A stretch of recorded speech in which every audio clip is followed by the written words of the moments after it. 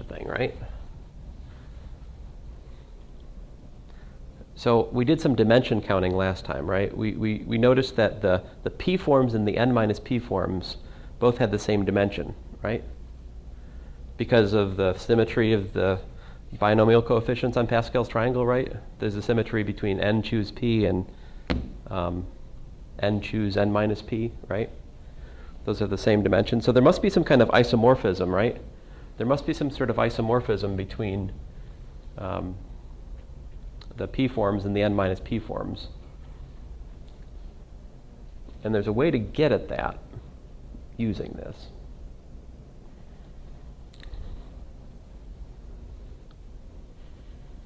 So let's see here. Let's fix. So first of all, let's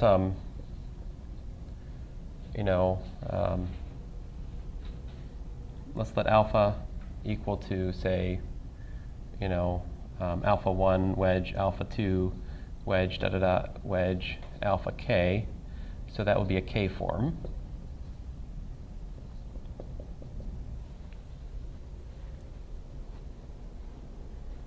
Right? And if I define L alpha of beta equal to alpha wedge beta, for beta an element of the n minus k forms on V dual, what does that make? What does that make alpha wedge beta into a what? Right, alpha wedge beta would be an n form. How many n forms are there over V if V is n-dimensional?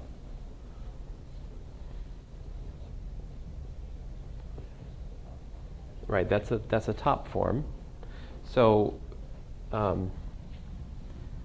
basically that means what?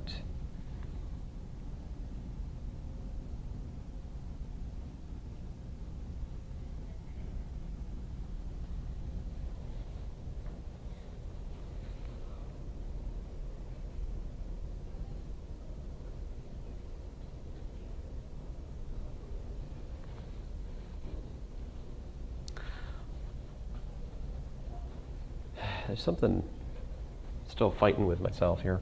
So what I want is I want to define somehow the Hodge dual of alpha, right? I want this to be an element of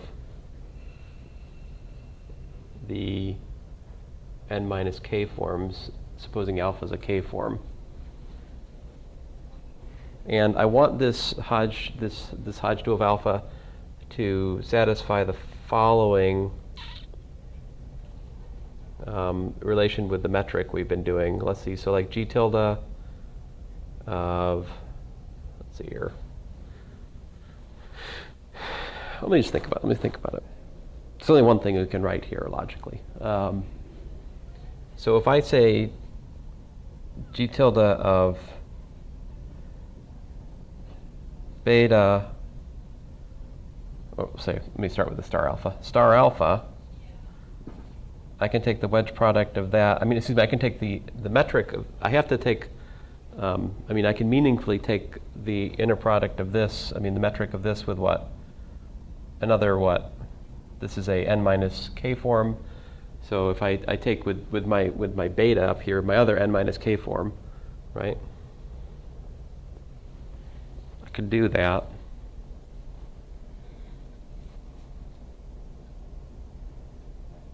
That gives me some number, right?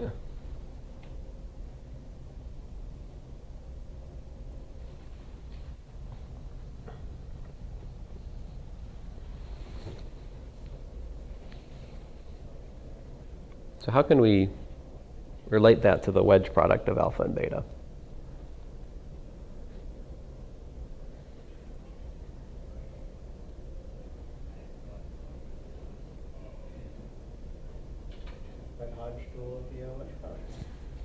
Yeah, maybe. That's probably. That's That's not a bad idea, Nathan. So the Hodge dual of G tilde of star alpha comma beta should be equal to. That's a real number. So that you're saying that should be just alpha wedge beta, huh? Yeah.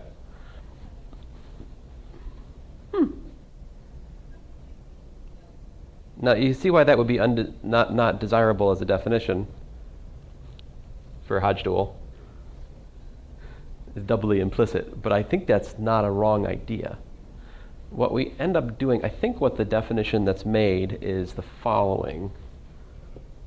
We do alpha wedge beta. Sorry. Oh.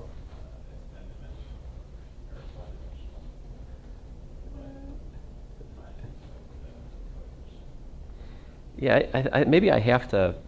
Do I have to do something with a basis here? I mean, definitely I need a metric to do what we're doing, right?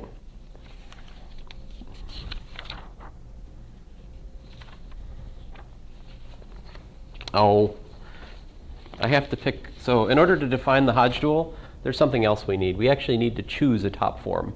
In other words, you have to have an oriented vector space. That's what we're missing. That's the idea I'm missing. So this is an N form. If we're given all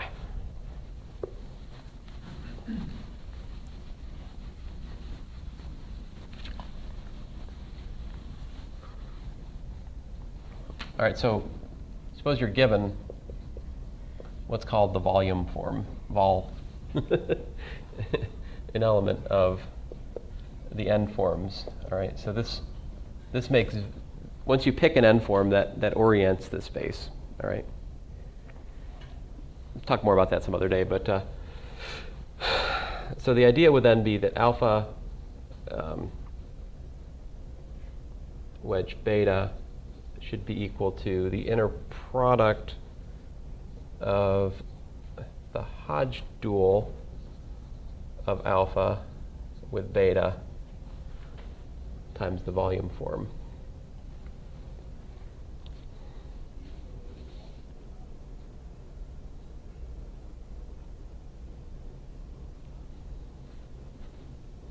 Still wrong. Still wrong. Still not what I want. Sorry, guys. What I wanted to write.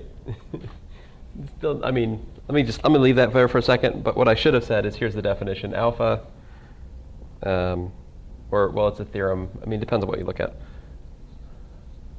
Alpha wedge the Hodge dual of beta should be equal to the inner product. The metric of alpha and beta times the volume.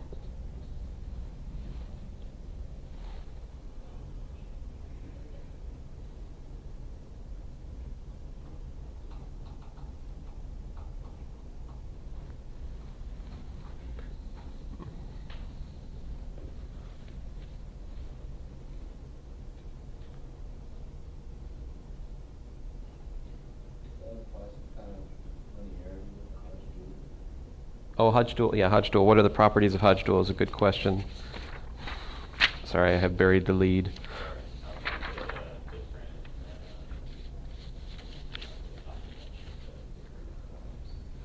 I think this is for alpha and beta K-forms. So I've changed them. This is not, right? I mean, these are not, alpha and beta are not being used in the same way here and here, right?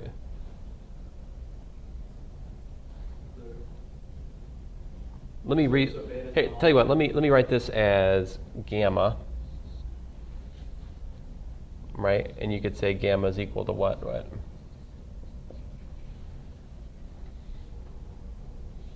Well, rather, beta is equal to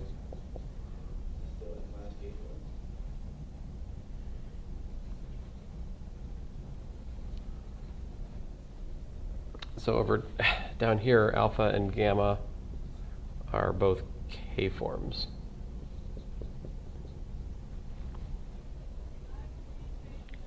So wouldn't it just be alpha wedge gamma then, not alpha wedge the Hodge dual gamma? No, I'm saying that this is the definition. I mean, you could take this to be a definition.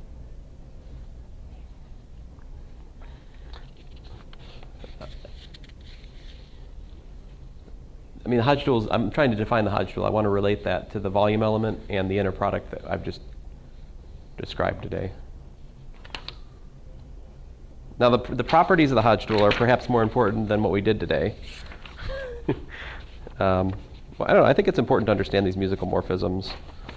It's definitely outside our comfort zone in math classes.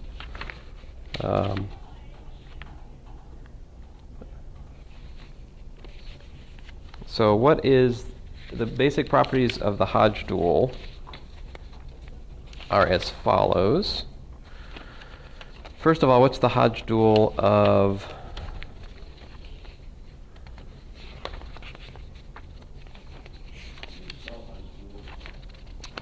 I will eventually find my page.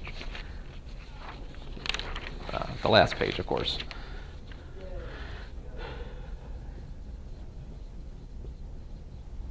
Properties. Number one, the Hodge dual of 1 is set up to be the given volume form. So Hodge dual is defined with respect to a given top form, right? I have to give you a top form on space, then the Hodge dual is related to that. Number two, the Hodge dual of the volume is actually equal to -1 times the index of G, which was that number of -1s, the largest number of the dimension of the largest subspace on which the metric is restricted to be a negative definite form, or more plainly, the number of -1s in Minkowski space, which is our primary application. The Hodge dual of the Hodge dual of alpha is -1 to the index of G times -1 to the k times n minus k alpha. And there's also a relation between the Hodge dual of alpha and beta. So like the metric on the Hodge dual of alpha with the Hodge dual of beta is equal to -1 to the index of the metric of the metric at alpha and beta.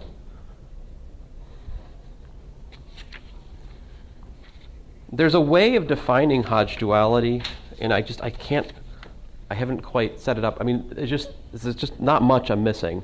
But there's a way of understanding Hodge duality in the same way we understood the musical morphisms, in terms of just freezing one of the entries on this big metric G tilde. And it's essentially the musical morphism for the total metric on the exterior algebra. There's some way of thinking of it like that. I haven't quite shown you what you need to see that today. I'm close to it, but I'm not quite there. There may be some sort of use of double duality or something that's keeping me from seeing it. I'm not sure. But if you read Rentlin, he's got all of this in like 2 pages.